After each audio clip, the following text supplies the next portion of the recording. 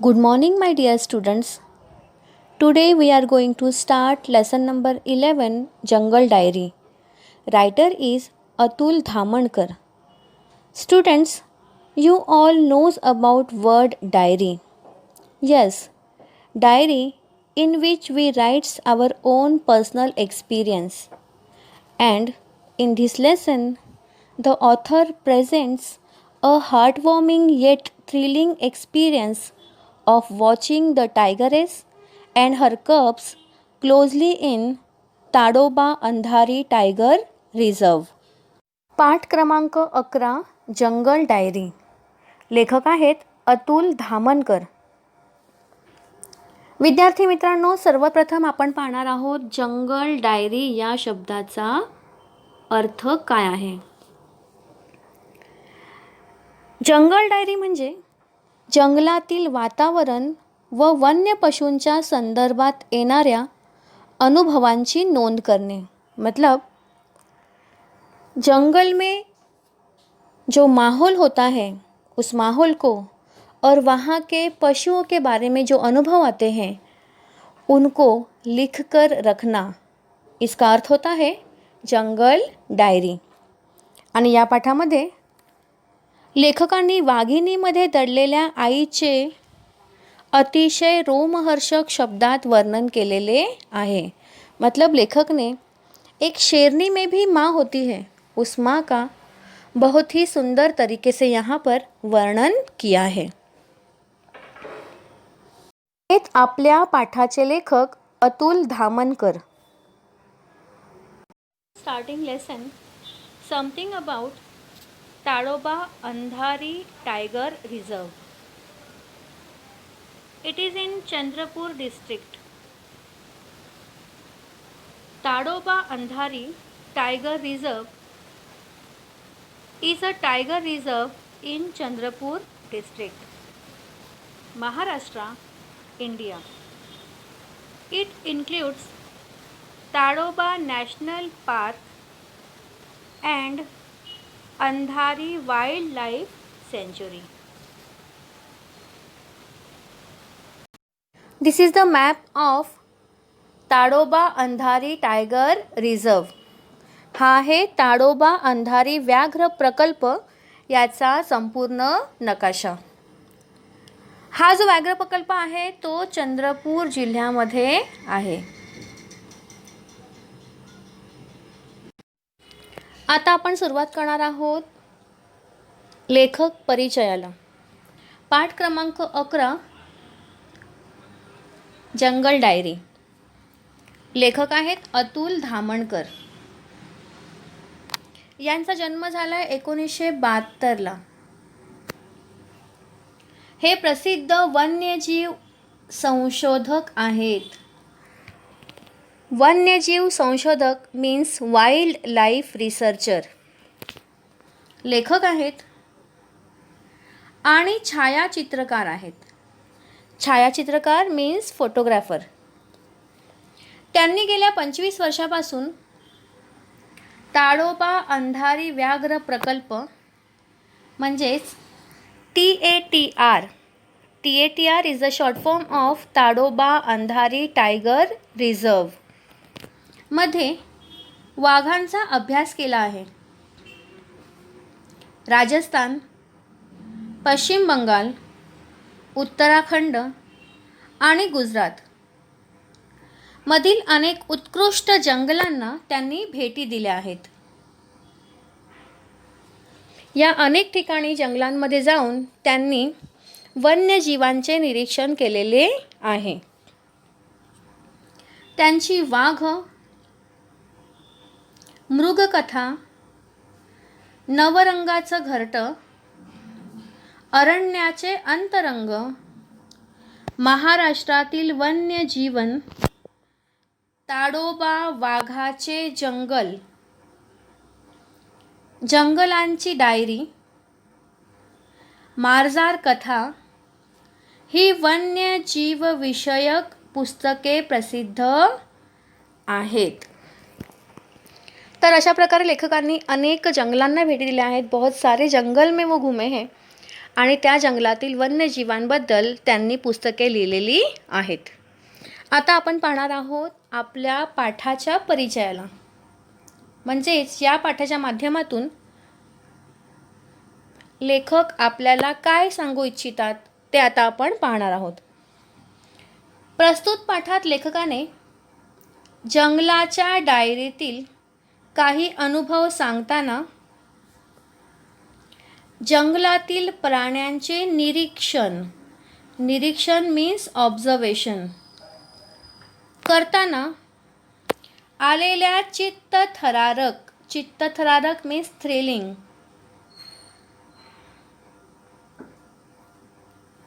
प्रसंगांचे वर्णन केलेले आहे.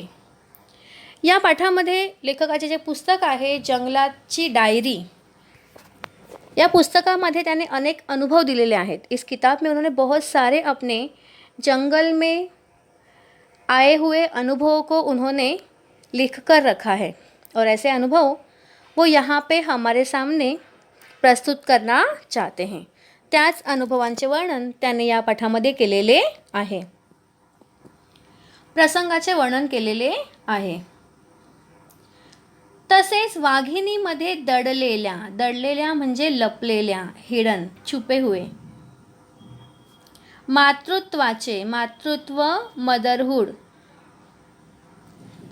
रोमहर्षक वर्णन आलेले आहे.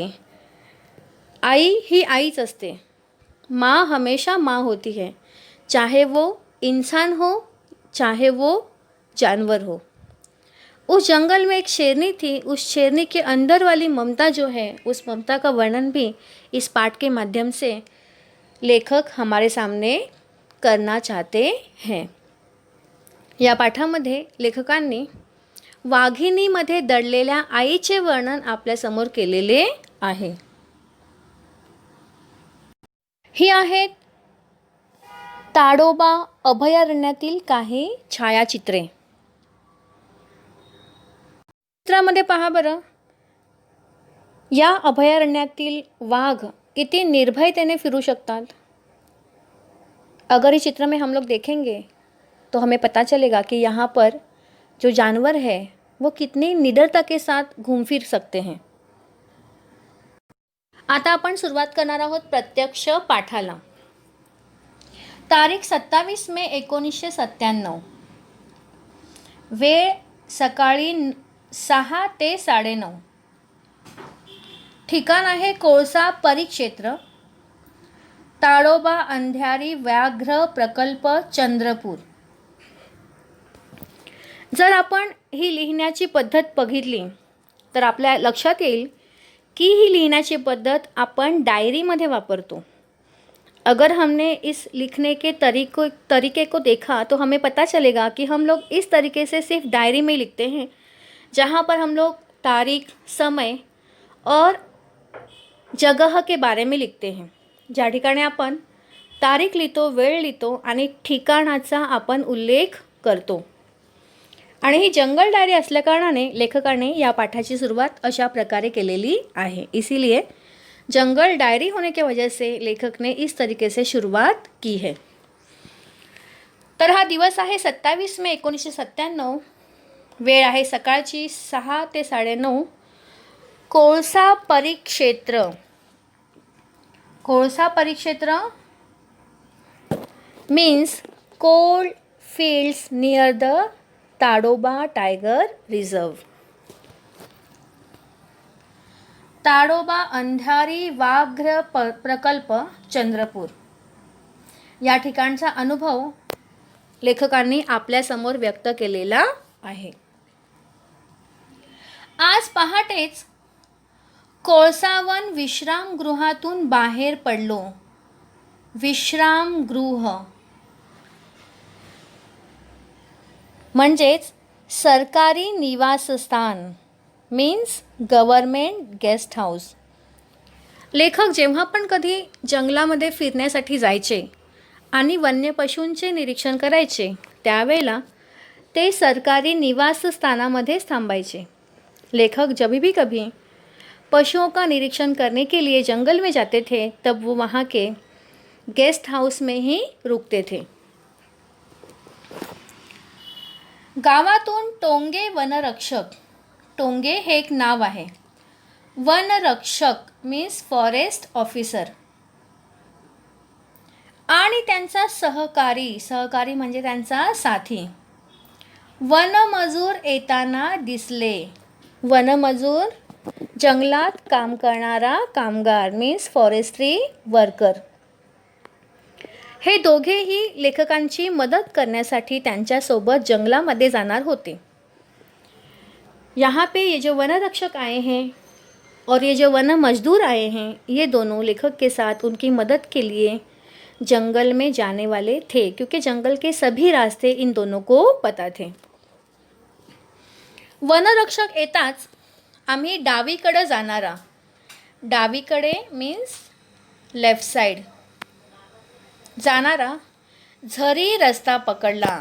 झरी हा जंगलातून जाणारा रस्ता पकडला. ये जंगल में जाने वाला रास्ता उन्होंने पकड़ लिया. समोर चालणारा वनमजूर अचानक थांबला, थबकला. थबकला म्हणजे थांबला. थबकने मीन्स टू स्टॉप, रुक जाना. अचानक तो वनमजूर थांबला. अचानक से वो वन में काम करने वाला मजदूर रुक गया. मी प्रश्नार्थक नजरेने पाहिलं. प्रश्नार्थक नजरेने, डाउटफुली, संशयाने, की काय झालं, हा का थांबला असेल, क्या हो गया, क्यों रुका होगा. तर त्यानं रस्त्याकडं बोट रोखलं. बोट रोखणे हा एक वाक्प्रचार आहे. याचा अर्थ आहे संकेत देणे किंवा इशारा करणे, means two point out at something. त्याने बोटाने एका ठिकाणी इशारा केला. उसने उंगली से एक जगह की तरफ इशारा किया, कुछ दिखाने की कोशिश की. नुकत्याच गेलेल्या, नुकत्याच रिसेंटली, अभी अभी गेलेल्या एका मोठ्या बिबट्याची, बिबटा this is the type of tiger, त्यालाच आपण म्हणतो लेपर्ड मीन्स लेपर्ड. बिबट्याची ताजी पावलं, ताजी फ्रेश पावलं, फुटप्रिंट्स तिथे उमटली होती. उमटणे मीन्स टू ॲपियर, दिसणे. त्या ठिकाणी त्याने पाहिलं की आत्ताच गेलेल्या एका बिबट्याची ताजी अशी पावलं होती. वहाँ पर उसने ज़मीन पर दिखाया कि अभी अभी यहाँ से एक कोई शेर यहाँ से गुजरा है, गया है. हा नर असून, नर मीन्स मेल, मेल टायगर असून आम्ही पोहोचण्याच्या तासाभराआधीच मीन्स बिफोर 1 hour इथून गेला असावा.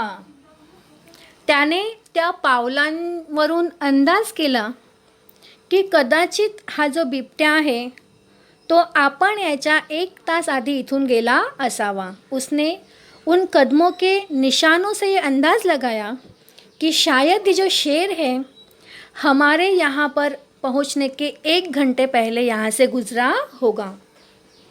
मी चौफेर पाहिलं. चौफेर एव्हरीवेअर, चहूकडे.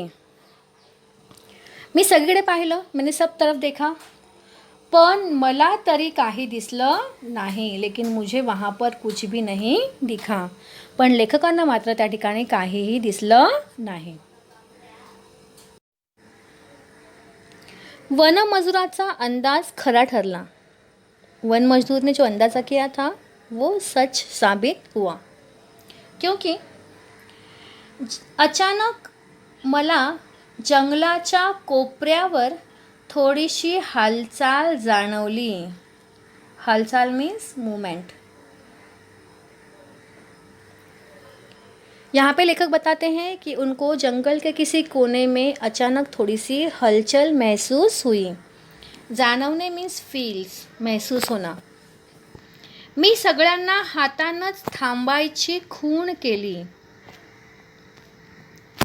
हा एक वाक्प्रचार आहे. खूण करणे म्हणजे इशारा देणे, मीन्स टू सिग्नल.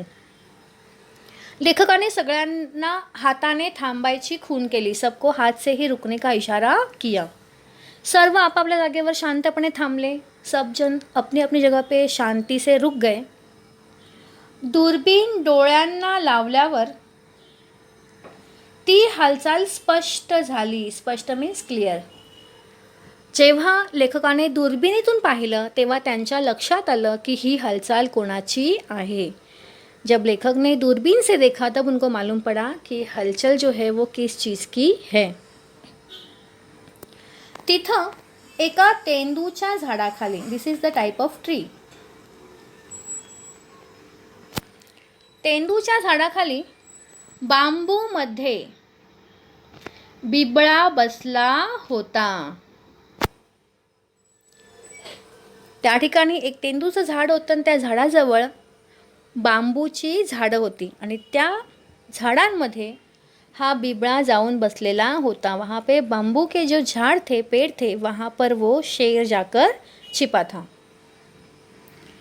पण त्याचा रंग आसपासच्या परिसराशी, परिसर माहोल, एन्व्हायरमेंट, एवढा मिसळून गेला होता. मिसळणे टू मिक्स अप.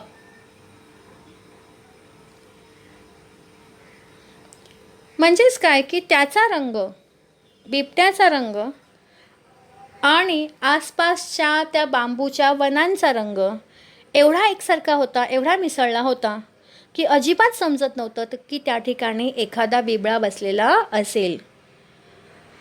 मतलब आसपास के माहौल का रंग और उस शेर का रंग एक दूसरे में इतने घुल मिल गए थे कि बिल्कुल नहीं पता चलता था कि वहाँ पर कोई शेर बैठा होगा. की त्याची शेपूट हलली नसती. शेपूट मीन्स टेल, दुम, हलली नसती तर तो मला मुळीच दिसला नसता. ज्यावेळी लेखकाने दुर्बिणीतून पाहिलं त्याच वेळेला त्या बिबट्याने स्वतःची शेपूट हलवली आणि म्हणूनच लेखकानं समजलं की ह्या ठिकाणी बिबटा बसलेला आहे. जिस वक्त लेखक ने दूरबीन से देखा तभी उस शेर ने अपनी दुम हिलाई और तभी उनको मालूम पड़ा कि वहाँ पर कोई शेर बैठा है. वरना रंग से तो बिल्कुल नहीं मालूम पड़ता था कि वहाँ पर कोई जानवर हो सकता है. त्याची पाठ आमच्याकडे होती. पाठ मीन्स बैक. उसकी पीठ हमारी तरफ थी. त्यामुळं त्यानं अद्याप आम्हाला पाहिलं नसावं. अद्याप मीन्स स्टिल, अभी तक. उसकी पीठ हमारी तरफ थी इसीलिए शायद उसने हमें देखा नहीं था. पण तेवढ्यात टोंगे वनरक्षकांचा पाय एका वाळक्या काटकीवर, वाळकी मीन्स ड्राईड, सुकलेली, आणि काटकी, काटकी means a small thin stick, काटकीवर पडला. इतने में हुआ ये कि टोंगे वनरक्षक जो है उनका जो पैर है वो एक सूखे पतली सी लकड़ी पे पड़ गया आणि कट असा आवाज झाला और जिससे कट ऐसी आवाज हुई. आता जंगलातल्या एवढ्या शांततेमध्ये त्या वाघाला तर हा आवाज नक्कीच ऐकू येईल. तिखट कानांच्या, तिखट कान मीन्स शार्प इयर्स, तिखट कानांच्या बिबळ्यानं तो आवाज ऐकताच वळून पाहिलं. उसने वो आवाज सुनते ही पीछे देखा आणि एकाच झेपेत इमिडिएटली, लगेच तो जंगलात अदृश्य झाला. त्याला जाणवलं की या ठिकाणी कोणीतरी आहे आणि लगेच तो तिथून गायब झाला. उसको मालूम पड़ा कि यहाँ पर कोई तो भी है और वहाँ से वो अदृश्य हो गया. अशा प्रकारे थोड्याशा आवाजाने बिबट्या तिथून गायब तर झाला, पण लेखक आणि त्याचे साथीदार या ठिकाणी हार मानणार नव्हते. पुढे काय झालं पाहूया बरं. बिबळ्याच्या निरीक्षणाची चांगली संधी चान्स हातची गेली म्हणून मी हळहळलो. हळहळणे, वाईट वाटणे. To feel sorry for. म्हणजेच काय की आत्ता त्यांना वाघाच्या निरीक्षणाची चांगली संधी मिळालेली होती, मौका मिळालेला होता आणि तो मौका त्याच्या हातातून निघून गेलेला आहे, म्हणून लेखकांना अतिशय वाईट वाटत आहे. शेर का निरीक्षण करने का एक अच्छा मौका लेखक को यहाँ पर मिलने वाला था और जो अब उनके हाथ से निकल गया था और इसीलिए उनको बहुत बुरा लग रहा था. टोंगे यांना शर्मिंदा झाल्यासारखं वाटलं. हा एक वाक्प्रचार आहे. शर्मिंदा होणे, टू फील ऑकवर्ड. या ठिकाणी टोंगे यांच्या पायाच्या आवाजानेच तो वाघ तिथून निघून गेला होता आणि म्हणून त्या गोष्टीची त्यांना शरम वाटायला लागली. वो भी शर्मिंदा हुए कि उनके पैरों के आवाज़ के कारण वो शेर वहाँ से चला गया था. आम्ही लगेच पुढं निघालो. वो फौरन आगे निकले. थोड्याच अंतरावर, अंतर डिस्टेंस, रायबाकडं जाणारा रस्ता, रायबा इस जगह के तरफ जाने वाला रस्ता उजवीकडे वळत होता. उजवीकडं means right side, right hand side. उजव्या हाताकडे वळत होता. तो रस्ता धरला, उन्होंने वही रस्ता पकडा आणि जंगल आणखीनच दाट झाल्यासारखं वाटलं. दाट मीन्स डेन्स, घना. या रस्त्यावरून पुढे जाताना त्यांना असं वाटलं की जंगल आणखी घनदाट होत चाललेलं आहे. उनको लगा कि जंगल इस रास्ते से और भी ज़्यादा घना होता जा रहा है. इथं 2-3 नाले असल्यानं, नाले मीन्स स्ट्रीम, झरे या झरने. यहाँ पर 2-3 छोटे छोटे झरने थे. नाले असल्यानं झुडुपांची दाटी जास्तच जाणवते. दाटी म्हणजे गर्दी. या ठिकाणी पाण्याचे स्रोत आहेत, 2-3 झरे आहेत आणि त्यामुळे या ठिकाणी झाडी आणि झुडपं जी आहेत ती अतिशय घनदाट आहेत. यहाँ पर झाड़ियाँ बहुत घनी हैं क्योंकि यहाँ पर छोटे छोटे 2-3 झरने हैं.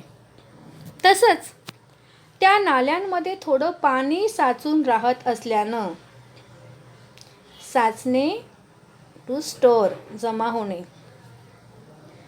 तिथं कुठलाही वन्य प्राणी दिसण्याची शक्यता होती. शक्यता, पॉसिबिलिटी.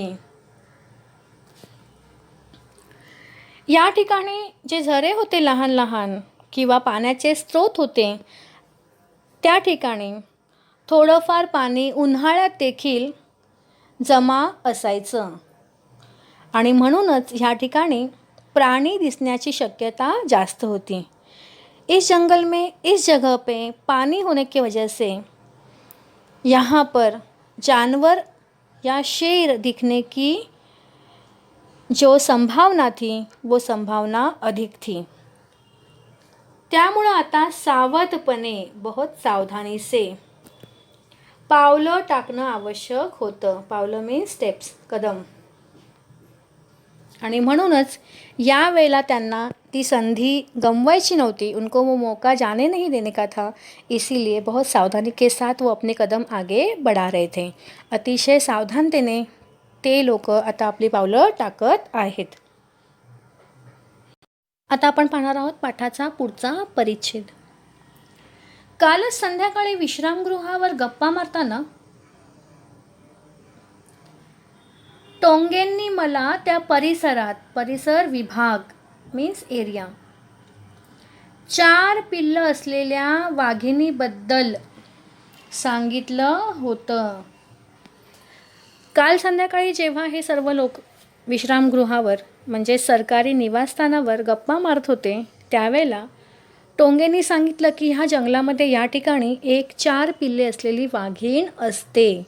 मतलब एक ऐसी शेरनी यहाँ पर रहती है जिसके 4 बच्चे हैं. तेव्हापासूनच मला कधी तिथं जातो असं झालं होतं. जब से लेखक ने सुना था उनको ऐसे लग रहा था कि मैं कब वहाँ पे जाऊँगा और कब उस शेरनी को देखूँगा. प्रचंड उष्णतेचे दिवस मीन्स हॉट डेज, गरमीचे दिवस, कारण हा जो काळ सांगितलेला आहे तो उन्हाळ्याचा काळ आहे असल्यानं वाघासारखं जनावर पाण्याच्या आसपासच वावरतं. वावरणे टू स्टे, राहणे. खूप गरमीचे दिवस होते आणि गरमीच्या दिवसामध्ये वाघासारखं एखादं जे जानवर आहे किंवा एखादा जो प्राणी आहे तो पाण्याशिवाय राहू शकत नाही आणि म्हणूनच तो अशाच ठिकाणी वावरतो की ज्या ठिकाणी पाणी असेल.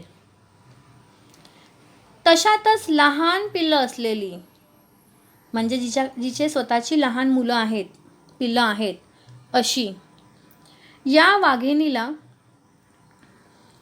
त्यांना पाण्यापासून जास्त दूर नेणं शक्य नव्हतं. म्हणजेच एवढ्या गरमीच्या दिवसामध्ये वाघासारखा प्राणी पाण्याशिवाय राहू शकत नाही. म्हणजेच तो अशाच ठिकाणी राहतो ज्या ठिकाणी पाणी उपलब्ध असेल. शेर जैसा एक जानवर इन गर्मी के दिनों में पानी के बिना नहीं रह सकता है. वो इसी जगह पे रहेगा जहाँ पर पानी मिलता हो. आणि अशी वाघीण की जिला 4 पिल्लं आहेत, ती तर त्या पिल्लांना पाण्यापासून दूर नेऊ शकत नाही. ऐसी शेरनी की जिसके 4 बच्चे हैं, वो तो अपने बच्चों को पानी से दूर लेकर जा ही नहीं सकती. पण लहान पिल्लं असणारी वाघीण हे जंगलातलं सगळ्यात धोकादायक जनावर.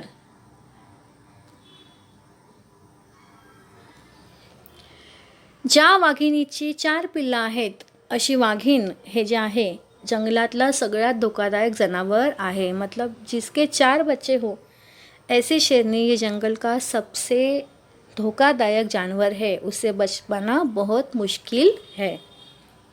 पिल्लांच्या संरक्षणासाठी, संरक्षण प्रोटेक्शन, ही सजग आई, सजग अलर्ट, जागरूक आई कुणाचा जीव देखील घ्यायला, जीव घेणे मारून टाकणे, मागं पुढं बघत नाही. मागं पुढे न पाहणे, अजिबात विचार न करणे, हा एक वाक्प्रचार आहे.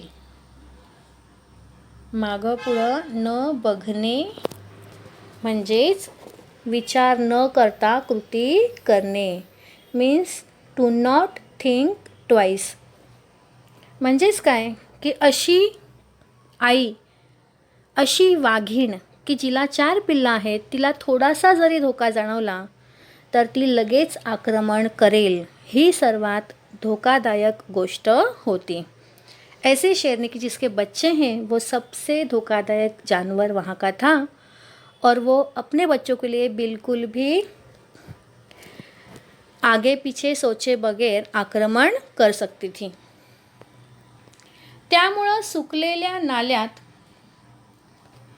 उतरताना माझ्या मनावर एक अनामिक अननोन दडपण आलं होतं. दडपण, प्रेशर, दबाव.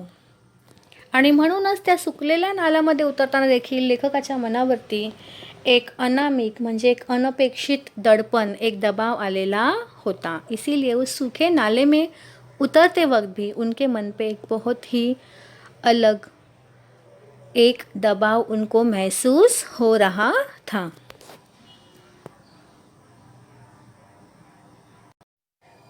स्वतःची 4 पिल्लं असलेल्या या वाघिणीला पाहून कोणाला बरं भीती वाटणार नाही.